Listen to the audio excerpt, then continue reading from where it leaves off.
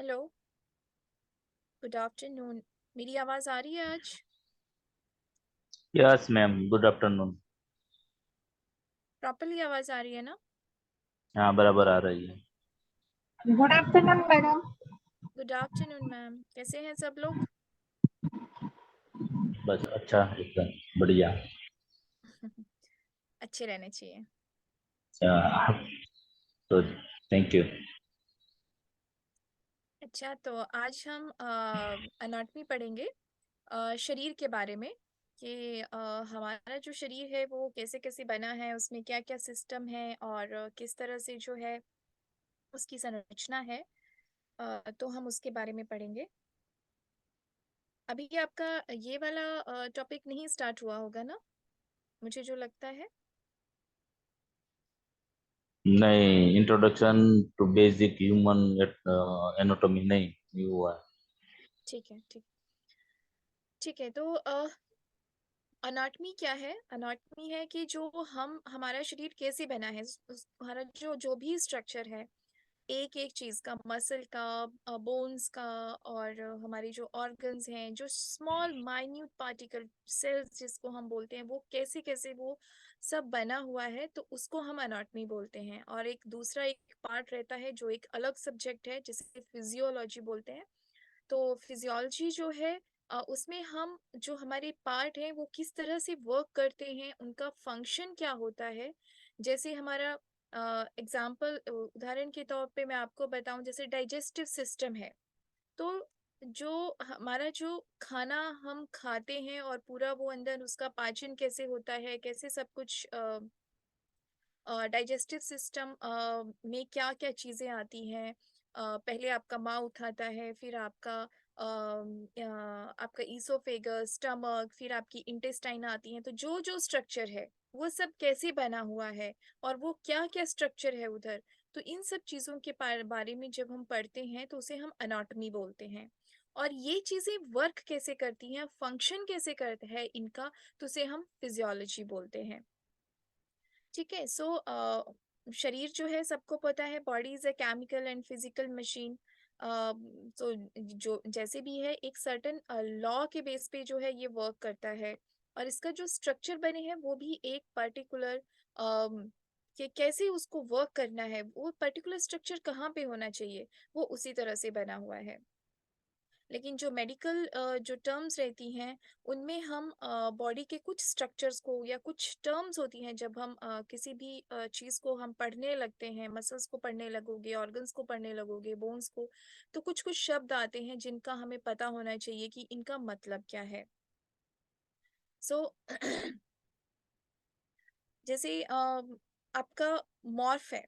Morph का मतलब morphology आता है, बहुत जगह आप जब पढ़ोगे तो बॉडी मीन्स बॉडी फॉर्म, कैसे बॉडी जो है और वो कैसे बना है, that is morph. Ecto, ecto means, ecto का मतलब होता है all energies going out, out going energy. So कहीं पे अगर हम किसी स्ट्रक्चर की बात करते हैं तो हम एक्टो अगर पढ़ते हैं तो वहाँ पे एक्टो का मतलब होता है कि इसका बाहर वाला पार्ट। क्योंकि एक्टो एनर्जी मतलब गोइंग आउटसाइड, तो एक्टो अगर हमने किसी टर्म के साथ अगर हमने लगाया है तो मतलब उसका वो बाहर वाला पार्ट। एंडो अगर हम पढ़ते हैं, एंडो एक इन, इन हमें याद रहना चाहिए कि इन, तो एंडो जहां पर हम पढ़ते हैं तो मतलब उस पर्टिकुलर स्ट्रक्चर का अंदर वाला पार्ट। और मीजो, मीजो मतलब उसका जो मिडल, जो एकदम अंदर वाला पार्ट है और एकदम बाहर वाला पार्ट है, उसका जो मिडल पार्ट है, अगर हम ऐसा कहीं पे पढ़ते हैं तो उसको हम मीजो बोलते हैं। सो एक्टो, एंडो एंड मीजो। जैसे आगे हम सेल का स्ट्रक्चर भी पढ़ेंगे तो उसमें भी इस तरह से पार्ट रहते हैं। जैसे बहुत ही अगर हम ब्रॉड स्पेक्ट्रम में अगर हम बात करें, तो अगर हम एक अर्थ को ही देखते हैं तो अर्थ की भी ऐसे ही लेयर रहती है, एकदम सेंटर वाली, एकदम बाहर वाली और एकदम अंदर वाली। तो उसी तरह से इंडिविजुअल को जो है डिस्क्राइब किया है, ectomorph slim individual, endomorph broad individual, mesomorph body type between the two others, means muscular type रहता है मीजोमॉर्फ जो रहता है। ठीक है। सो इसमें हम फिर note on terminology ये this is simple. Kinds of anatomical studies. So हम किस तरह से जो है रचना को जो है हम पढ़ते हैं. तो माइक्रोस्कोपिक एनाटॉमी में क्या होता है कि हम जो भी हम स्ट्रक्चर के बारे में पढ़ेंगे तो उसमें हम माइक्रोस्कोप यूज करते हैं. मतलब किसी चीज को अगर हमें माइन्यूट से माइन्यूट अगर हमें कोई स्टडी करनी है, उसकी रचना के बारे में अगर हमें स्टडी करनी है, तो हम अपनी नेकेड आई से जो है उसको नहीं देख सकते. तो हमें जो है माइक्रोस्कोप की जरूरत पड़ती है. तो दैट इज माइक्रोस्कोपिक एनाटॉमी. जैसे एक छोटा सा पार्ट, एक सेल जो है हमारी बॉडी का है, तो उसको हम अपनी नेकेड आई से नहीं पढ़ सकते हैं, तो we need microscope. Gross anatomy. By system is the study of organ systems such as respiratory system or the digestive system. मतलब सिस्टम के अकॉर्डिंग जो हम अपने शरीर की रचना को जब हम पढ़ते हैं, तो बहुत से अलग अलग सिस्टम आते हैं. आपके रेस्पिरेटरी सिस्टम, जिसमें हम जो है हमारी जो श्वसन प्रणाली है वो किस तरह से वर्क करती है. डाइजेस्टिव सिस्टम, हमारा जो खाना है, मेटाबॉलिक सिस्टम है, वो किस तरह से उसकी रचना क्या है. कार्डियोवेस्कुलर सिस्टम, आपका स्केलेटन सिस्टम, आपका मस्कुलर सिस्टम. सो इस तरह से डिफरेंट डिफरेंट जो है वो सिस्टम हमारी बॉडी में है जिनको हम पूरा स्टडी करते हैं. That is gross anatomy. Gross anatomy ही जो है ये by regions considers anatomy in terms of regions such as the trunk, upper member or lower member, means आपका upper region or lower region of the body. Then comes the neuroanatomy. Neuroanatomy मतलब आपका nervous system, जो भी हमारी nerves होती हैं, हमारी brain से जो है पूरी नर्व्स निकली हैं, पूरी बॉडी में सर्कुलेट हुई हैं और वापस जो है वो जो है मैसेजेस सेंड करती हैं ब्रेन को. तो जो भी हमारा ये पूरा सिस्टम है, तो neuro anatomy. Functional anatomy. So जैसे हाँ हमने कहा कि मैंने स्टार्टिंग में आपको बताया कि जो हमारा एक तो हमारा स्ट्रक्चर होता है, दूसरा वो स्ट्रक्चर वर्क कैसे करता है, तो उसके बीच का जो हमारा मतलब ये जो हमारा कोरिलेशन रहता है, तो इसको फंक्शनल एनाटॉमी कहते हैं. Then comes the organisation of the human body. Human body is organised into cells, tissues, organs, organ systems and the total organism. मतलब सबसे जो छोटा पार्ट आता है दैट इज सेल. सेल एक बहुत ही माइन्यूट चीज है. सबसे पहले सेल आ गया. ठीक है. सेल जब एक सेल मतलब जैसे हमारा कोई सपोज हम लंग्स लेते हैं, तो लंग्स जो है वो ऑर्गन आ गया आपका. ठीक है. तो और उसमें बहुत से सेल्स हैं. तो जैसे एक सेल है, तो बहुत से सेल जब मिलेंगे तो वो एक टिश्यू बनाते हैं. सबसे छोटा पार्ट सेल, फिर बहुत से सेल्स जो मिलके वो एक टिश्यू बनाएंगे, फिर बहुत से टिश्यूज जो हैं वो मिलके एक ऑर्गन बनाएंगे. जो आपका जैसे डिफरेंट डिफरेंट ऑर्गन हमारे बॉडी में है, लंग्स, हार्ट, लीवर, किडनी. तो वो बहुत से टिश्यूज को मिला के जो है एक ऑर्गन बना है. सबसे पहले सेल्स, टिश्यूज, देन ऑर्गन्स. अब सारे ऑर्गन्स जो हमारे बॉडी में हैं उन सब को हम एक इकट्ठा हम बोलते हैं ऑर्गन सिस्टम्स. और जब हमारे सारे ऑर्गन सिस्टम मतलब जितने भी हमारे सिस्टम हैं बॉडी में, वो सब जब इकट्ठा एक जगह पे हो गए तो उसको हम ऑर्गेनिज्म बोलते हैं. ठीक है. तो हमारी जो पूरी बॉडी है उसको हम एक साइंटिफिक में ऑर्गेनिज्म बोलेंगे. So cell are the smallest living unit of body construction. जब भी शरीर बना, हम सबको पता है कि सेल जो है वो सबसे माइन्यूट चीज है, सबसे स्मॉलेस्ट लिविंग यूनिट है. और किसी भी चीज का जो होता है, चाहे वो लिविंग है ना, सब जो माइन्यूट चीज होती है सेल, उसी को वो जोड़ जोड़ के जो है आगे ऑर्गेनिज्म बनता है. इन लिविंग एंड नॉन लिविंग में जो है जो भी मटेरियल जो बनेगा. Fine. Then tissue is a grouping of like cells working together. Example are muscle tissue and nervous tissue. So मैंने आपको पहले बताया कि बहुत से सेल्स जो है मिलके जो है टिश्यू बनते हैं. लेकिन जब एक पर्टिकुलर जो है टिश्यू बनता है तो उसमें सिमिलर, क्योंकि सेल्स बहुत तरह के होते हैं, जो हमारी मसल्स बनती हैं वो डिफरेंट टाइप्स ऑफ सेल से बनेंगे, जो हमारे टेंडन्स और हमारे जो नर्वस टिश्यू रहते हैं वो डिफरेंट टाइप्स ऑफ सेल्स होंगे। तो जब एक तरह के सेल्स जो है आपस में सब मिलते हैं तब टिश्यू बनता है। फिर ऑर्गन आ गया। Organ is a structure composed of several different tissues performing a particular function. Examples include the lungs and the heart. हमने अभी ये समझा कि बहुत से टिश्यू जब आपस में मिलते हैं सिमिलर, तो वो एक ऑर्गन बनाते हैं और वो अपना फंक्शन, पर्टिकुलर फंक्शन उनका रहता है। lungs, heart, kidney, liver. फिर organ systems are group of organs which together perform an overall function. Respiratory system, digestive system, cardiovascular system, muscular system, skeleton system. There are different systems in our body. And total organ is the individual human being. So this is the structure जो human anatomy में जो है जिसे हम एक anatomical जो है हम टर्मिनोलॉजीज जो है हम यूज करते हैं। So this is a normal human structure.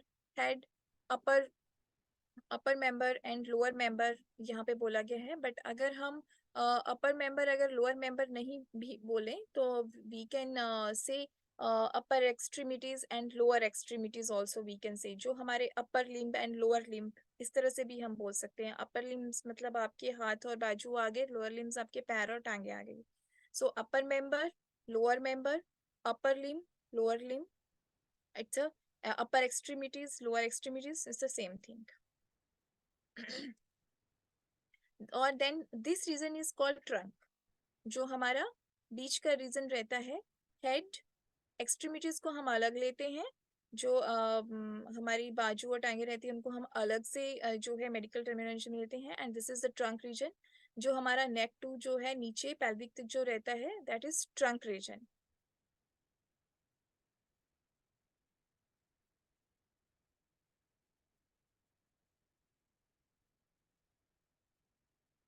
Fine. So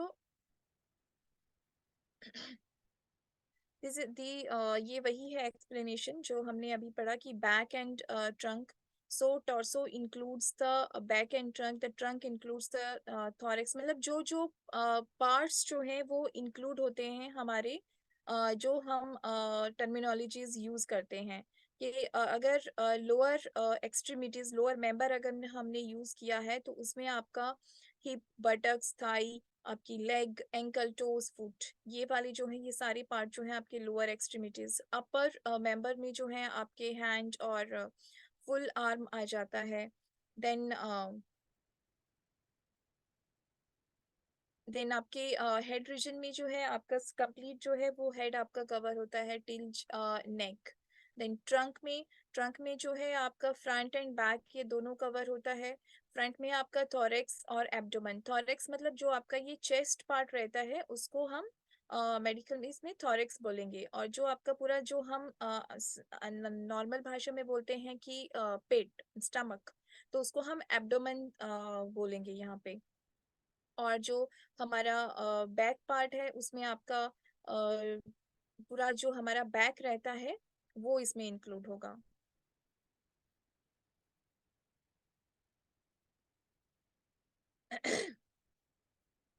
Then comes the anatomical terminologies.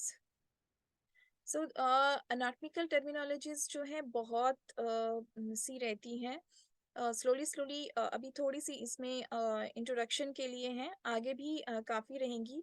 And body को किस तरह से डिवाइड किया गया है, किस तरह से प्लेन्स जो हैं वो डिवाइड किए गए हैं, वो भी एक चीज़ है।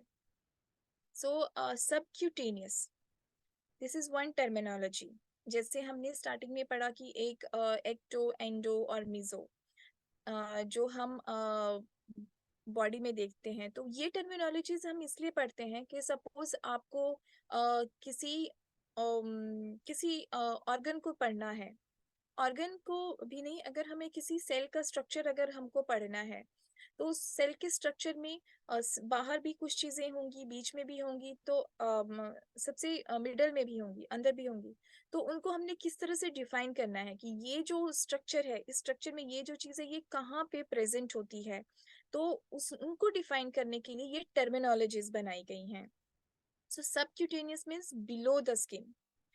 अब बहुत जगह जो है हम पढ़ते हैं कि अच्छा अगर इंजरी हो गई है तो सबक्यूटेनियस मतलब स्किन के नीचे जो है ये है, अगर कोई डिजीज है तो कहाँ पे ये ऑरिजिनेट हुई है, सो सब स्किन के नीचे जो है। अगर ये ऑर्गन है, अगर ये कोई आपका लेयर है कोई ऑर्गन का, तो ये हमने पढ़ना है कि ये कहाँ पे है। सो हम पढ़ सकते हैं कि इट्स अ सबक्यूटेनियस, तो वहां पे हम सीधे वही वर्ड यूज करेंगे सबक्यूटेनियस। तो उसका डायरेक्टली मतलब है कि it's below the skin. Fine. So क्योंकि यहाँ पे क्यूटिस का मतलब होता है स्किन। सो सेकंड एग्जांपल इसका है जैसे मायोकार्डियम। तो मायोकार्डियम जो है, मायो का मतलब मायोकार्डियम हम बोलते हैं, तो मायोकार्डियम का मतलब रहता है कार्डियम। तो कार्डियम का जो मतलब रहता है दैट इज हार्ट, और मेयो का जो मतलब रहता है दैट इज मसल। तो यहाँ पे हमें बिल्कुल क्लियर हो जाता है कि जब हमें ये पता रहता है कि मेयोकार्डियम, कि हम किसकी बात कर रहे हैं, तो ये हम हार्ट की मस्कुलर स्ट्रक्चर की बात कर रहे हैं। Then comes the tonsil. तो यहाँ पे आइटिस की है। मेडिकल टर्म में कहीं पे भी अगर आइटिस आता है, ITIS, आइटिस अगर कहीं पे भी आता है तो उसका मतलब है वहां पे जो है इन्फ्लामेशन की बात हो रही है। जैसे एक नॉर्मल टर्मिनोलॉजी है जो हम सब कॉमन पर्संस भी जानते हैं कि टॉन्सिलाइटिस, कि उसको जो है टॉन्सिलाइटिस हो गया है। So what is itis? Tonsil तो है, टॉन्सिल तो हमारी एक नॉर्मल स्ट्रक्चर है, वो बॉडी में है, लेकिन उसमें क्या हो गया, इन्फ्लामेशन हो गई, so that is tonsillitis. So कहीं पे भी आइटिस अगर वर्ड आता है तो that means inflammation. Now comes the anatomical position, जो हमारा जो है मेन चीज है। So anatomical position is an artificial posture of the human body. This position is used as a standard reference throughout the medical profession. ठीक है, we always speak to the parts of the body as if the body were in the anatomical position. This is true regardless of what position the body is actually in. So ये हमको position इसलिए पढ़नी होती है क्योंकि जब भी हम कुछ स्ट्रक्चर हम पढ़ेंगे तो वो हमें अनाटॉमिकल पोजीशन पता होनी चाहिए कि ये जो स्ट्रक्चर है ये आपका लेटरल में आता है या मीडियल में आता है या मिडल में है, या फिर ये सुपीरियर है, या ये जो है इंफीरियर है, या फिर दूसरे प्लेन्स के अकॉर्डिंग हम सैजिटल प्लेन पढ़ते हैं और हॉरिजॉन्टल प्लेन पढ़ते हैं। सो वो फर्दर मैं आपको बताती हूँ। दीज आर द प्लेन्स जिसे हम पढ़ते हैं एनाटॉमिकल में। और ये हम इसलिए करते हैं कि सपोज हमने एक ऑर्गन की स्टडी करनी है, तो उस ऑर्गन का जो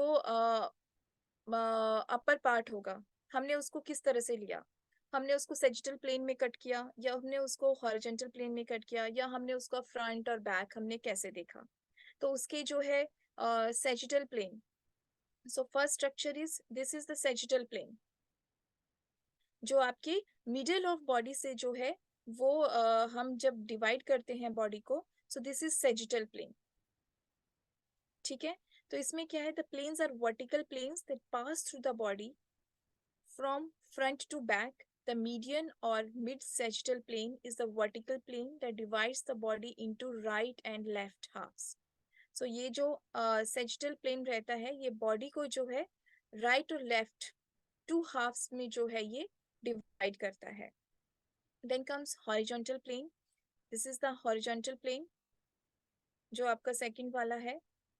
इसमें क्या है, हॉरिजॉन्टल, हॉरिजॉन्टल और वर्टिकल हमें पता है कि वर्टिकल जो है वो सीधा जो खड़ा हुआ रहता है, सीधी लाइन जो रहती है उसको वर्टिकल बोलते हैं, वर्टिकल प्लेन। और जो आपका जो फ्लैट लाइन रहती है सरफेस पे जो रहती है इस तरह से स्लीपिंग लाइन जो रहती है, तो उसको हम हॉरिजॉन्टल प्लेन बोलते हैं। जो हमारे एकदम फ्लोर के उस पे जो है पैरेलल पे रहेगी, सो उसको हम हॉरिजॉन्टल प्लेन बोलते हैं और ट्रांसवर्स प्लेन भी बोलते हैं। They are perpendicular to both the sagittal and frontal planes. और थर्ड जो है, हम बॉडी को जो है थर्ड कैसे हम डिवाइड करते हैं, that is frontal plane, coronal planes. और ये जो है अगेन जो है ये वर्टिकल प्लेन्स हैं। सेजिटल प्लेन वर्टिकल प्लेन है, लेकिन ये क्या करता है आपका फ्रंट और बैक को जो है आपका ये डिवाइड करता है, मतलब राइट और लेफ्ट में जो है ये डिवाइड करता है बीच से।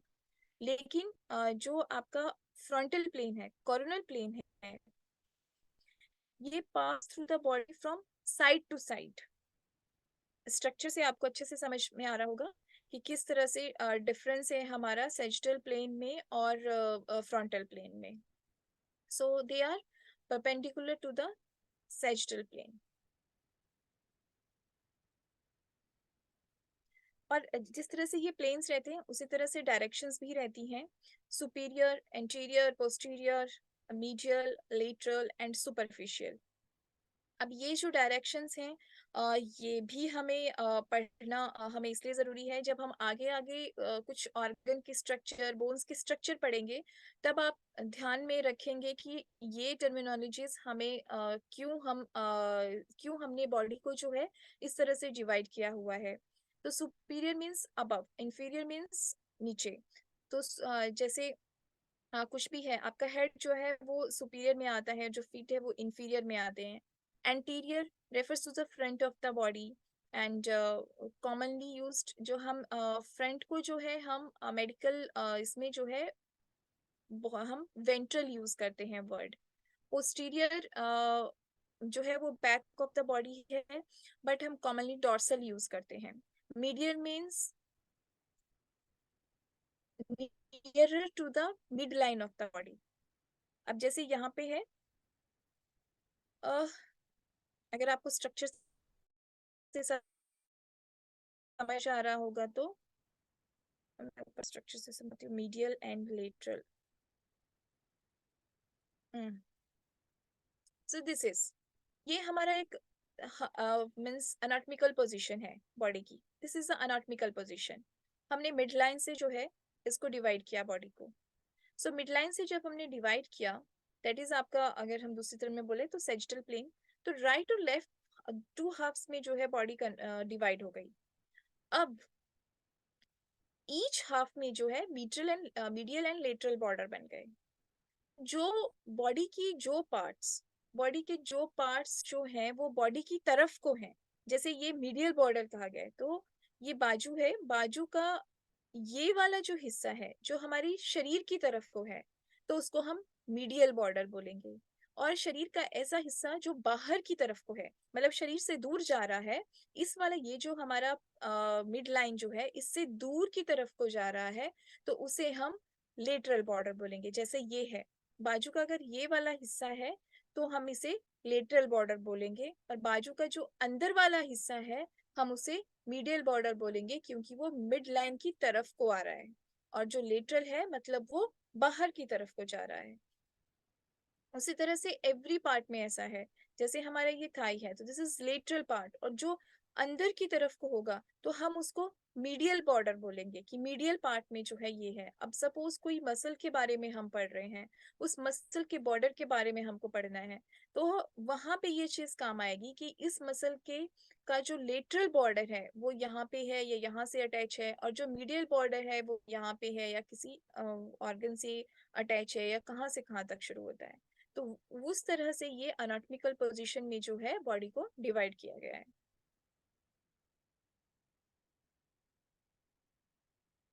So these are three planes: sagittal, horizontal and frontal plane. फिर एक टर्म यहाँ पे आता है superficial. Superficial means closer to the surface of the body. Superficial और डीप इस तरह से आती है। तो सुपरफिशियल मतलब जैसे हम कई बार सुनते हैं कि जैसे सुपरफिशियल इंजरी, उसको जो वुंड था वो सुपरफिशियल था, मतलब वो बहुत डीप नहीं गया है। वो जो ऊपर जो हमारा जो बाहर वाला जो पार्ट है, ऊपर जो हमारा सरफेस है, उसके वो नजदीक है, तो that is called superficial. Deep means toward the centre of the body और द बॉडी पार्ट। अभी इसी तरह से प्रॉक्सिमल एंड डिस्टल, ये applied superficially to the limbs. Proximal means nearer to the shoulder joint or the hip joint, and distal means further away from the shoulder joint or the hip joint.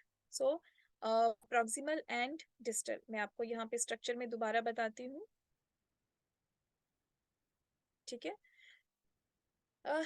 जैसे ये है, अगर ये हमारा lower limb है, this is our leg, ये हमारी leg है, तो जो पार्ट, इस लेग के जो भी पार्ट होंगे जो इस साइड को होंगे, ये जो हमारा हिप जॉइंट है, इस साइड को जो भी पार्ट होंगे तो हम उनको प्रॉक्सिमल बोलेंगे।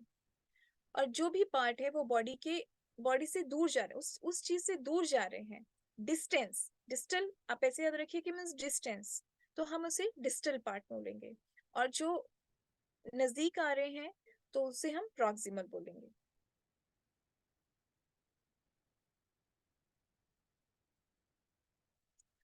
ओके। और उसी तरह से आगे जो है जो यहाँ पे just these are just example कि हमारी जो है मसल्स के नाम, बोन्स के नाम, तो बहुत से बोन्स मसल्स उनके नाम जो है स्ट्रक्चर पे रखे गए हैं, और बहुत से बोन्स और मसल्स उनके नाम जो है फंक्शंस पे रखे गए हैं। So there this is a lateral part कि हम लेटर पार्ट में ये हमें पता लग ही जाएगा। जैसे एक दो एग्जांपल है, ट्रेपेजियस मसल अगर हम बोलते हैं, तो ये क्यों हमने उसको ट्रेपेजियस मसल बोला है, क्योंकि उसका जो शेप रहता है वो ट्रेपजॉइड शेप्ड है, लाइक रेक्टेंगल शेप रहता है, तो इसलिए उसको ट्रेपेजियस मसल बोला है। तो कई बार बहुत से मसल्स के नाम या फिर आपके बहुत से ऑर्गन्स के नाम उनके फंक्शंस या उनकी शेप के अकॉर्डिंग जो है, या फिर दूसरा कुछ है उनके अकॉर्डिंग रखे गए हैं। So now the cell introduction, जो हमारा सबसे इम्पोर्टेंट पार्ट जिससे हमारी बॉडी का बनना जो है शुरू हुआ, cell. We will study the anatomy of the cell. So cell is the microscopic unit, so इसके लिए हमें माइक्रोस्कोपिक एनाटॉमी चाहिए होती है। So as a typical animal cell is illustrated. Typical animal cell मतलब हमें पता है कि जो दूसरे हमारे प्लांट सेल्स जो रहते हैं वो डिफरेंट रहते हैं, जो भी है, और एनिमल सेल्स जो है हमारे वो डिफरेंट रहते हैं। So this is the structure of the cell.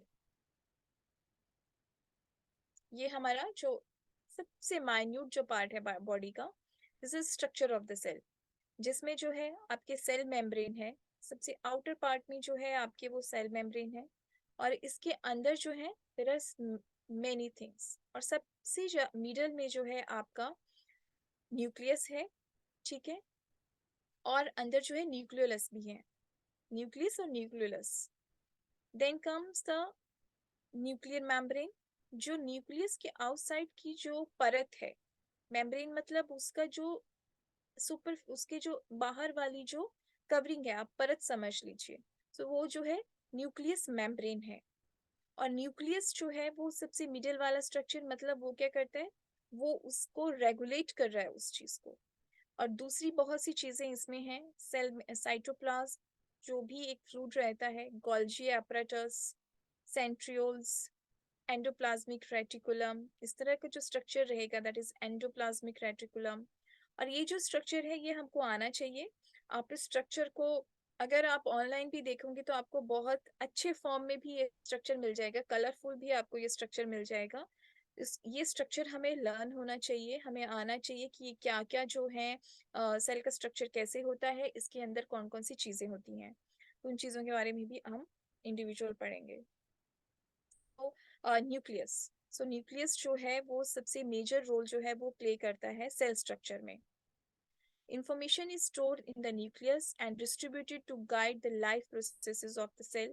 This information is means nucleus जो है ना वो सेल का ड्राइवर है, कि आपने कैसे वर्क करना है, कैसे क्या करना है, बड़ा हो रहा है, और मैसेजेस क्या कहाँ पे कैसे रिएक्ट करना है, तो वो न्यूक्लियस जो है वो सब चीजें हैंडल करता है।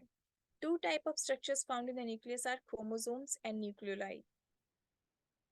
Chromosomes can be seen clearly only during cell divisions. Chromosomes are composed of both nucleic acid and protein. So this is the composition of the nucleus. जो nucleus जो है वो आपका उसमें क्या होता है और वो किन किन चीजों से बना हुआ है.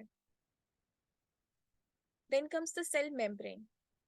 The cell membrane surrounds and separates the cell from its environment.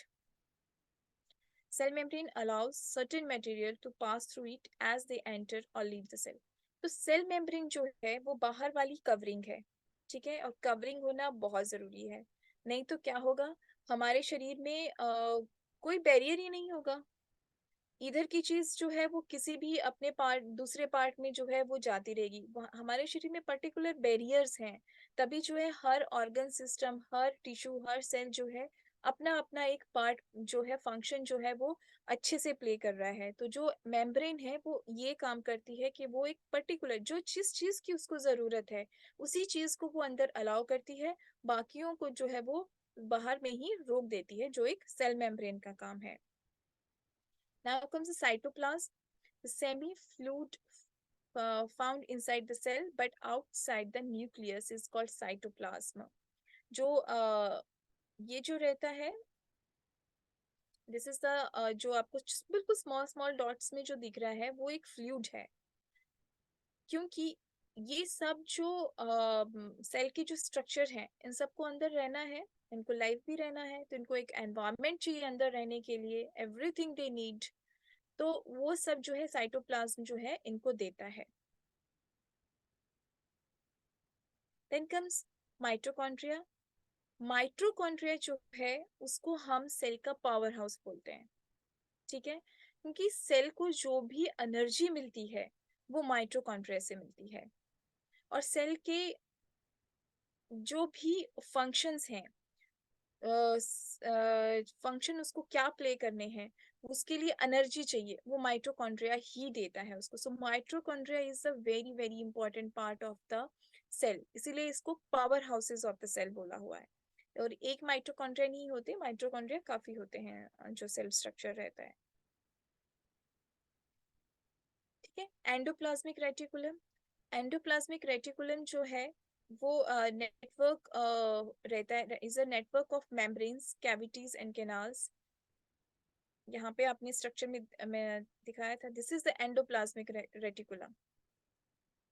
इस तरह से ये एक मतलब कैनाल्स के जैसा जो है इसका जो है स्ट्रक्चर होता है एंडोप्लाज्मिक रेटिकुलम का।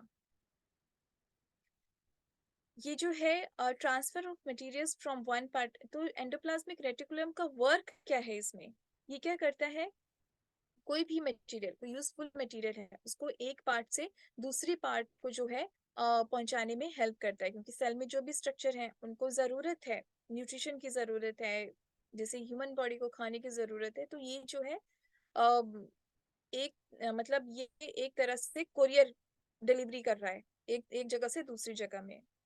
Then comes the ribosomes. Ribosomes are the protein factories of the cell, ठीक है। तो इस तरह से ना हम छोटी छोटी सिर्फ एक छोटे छोटे टर्मिनोलॉजी भी हम याद रखेंगे तो ये जो स्ट्रक्चर है जैसे माइटोकॉन्ड्रिया वो पावर हाउस है, एनर्जी दे रहे हैं सेल को, इनफ, इतना ही हमें याद रखना बहुत काफी है। एंडोप्लाज्मिक रेटिकुलम क्या है, वो कोरियर का काम कर रहा है, एक चीज को यहाँ से लेकर उधर जो है दूसरे को ट्रांसफर कर रहा है। राइबोसोम्स वो क्या है, वो प्रोटीन है, वो प्रोटीन फैक्ट्री है सेल के लिए, क्योंकि प्रोटीन आपको चाहिए, आपको ग्रो करना है, बहुत सी चीजें हैं। तो they are composed of many of nucleic acid which help make proteins according to instructions provided by the genes, ठीक है। फिर सेंट्रियोल्स है, centrioles help in the process of cell division. अब सेल को जो है वो डिवाइड भी होना है, अगर सेल्स जो है वो डिवाइड नहीं होंगे आगे तो आपका जो है वो एक ऑर्गेनिज्म फॉर्मेशन नहीं हो पाएगा। तो उसको डिवाइड होने में कौन सी चीज हेल्प कर रही है, हमारे सेंट्रियोल्स, जो सेल में जो सेंट्रियोल्स पार्ट है वो हेल्प कर रहे हैं। Then comes the lysosomes. Lysosomes are membrane-bound spheres which contain enzymes that can digest intracellular structures or bacteria. अब जो भी चीजें हैं, ठीक है, सब चीजें तो हमारे पास हैं, लेकिन अब हमें प्रोटेक्शन भी चाहिए। अगर हमारे पास प्रोटेक्शन नहीं होगी तो हो सकता है कि हमें बीमारी हो जाए। तो लाइसोसोम जो है वो जो भी बैक्टीरिया वगैरह है उनको डाइजेस्ट वो कर रहा है, लाइसोसोम वो काम कर रहा है। तो इस तरह से एक सिंपल सिंपल वर्ड्स याद रख के जो है हमें हमें जो है सेल के सेल में क्या क्या स्ट्रक्चर है वो भी हमें याद रह जाएगा, और वो क्या क्या काम करते हैं वो भी हमें याद रह जाएगा। So it's very easy thing, लेकिन एक बार अपने हाथ से हमें ड्रॉ करना इसके लिए बहुत जरूरी है, and it's very interesting, no doubt. फिर सेल मल्टीप्लिकेशन, क्योंकि सेल को जो है वो डिवाइड करना है, नो डाउट। और उसको जो है हम क्या हमने टर्मिनोलॉजी दी है, दैट इज कॉल्ड माइटोसिस। ठीक है, फिर हाइपरट्रॉफी, हाइपरप्लेजिया। तो हाइपरट्रॉफी हाइपरप्लेजिया जो है that is increase in size. Hypertrophy मतलब बहुत ही ज्यादा जो है साइज में जो है बड़ा हो गया, जो सेल जो है अपने नॉर्मल साइज से बड़ा हो गया, तो उसको हाइपरट्रॉफी बोलते हैं। हाइपरप्लेजिया, अगर जो है सेल के नंबर बहुत ज्यादा हो गए, एक तो आ गया साइज में ज्यादा, एक दूसरा आ गया नंबर में ज्यादा। अगर सेल अब बहुत ज्यादा नंबर में हो गया तो हाइपरप्लेजिया, क्योंकि बहुत सी डिजीजेज हैं जिसमें हाइपरट्रॉफी होती है, हाइपरप्लेजिया होता है। Then third terms is the atrophy, मतलब जहाँ पे क्या है आपका सेलुलर जो है मास वो जो है कम हो जाना शुरू हो जाता है, वही डिस्ट्रॉय वहां पे हो जाता है, तो उसको एट्रॉफी बोलते हैं।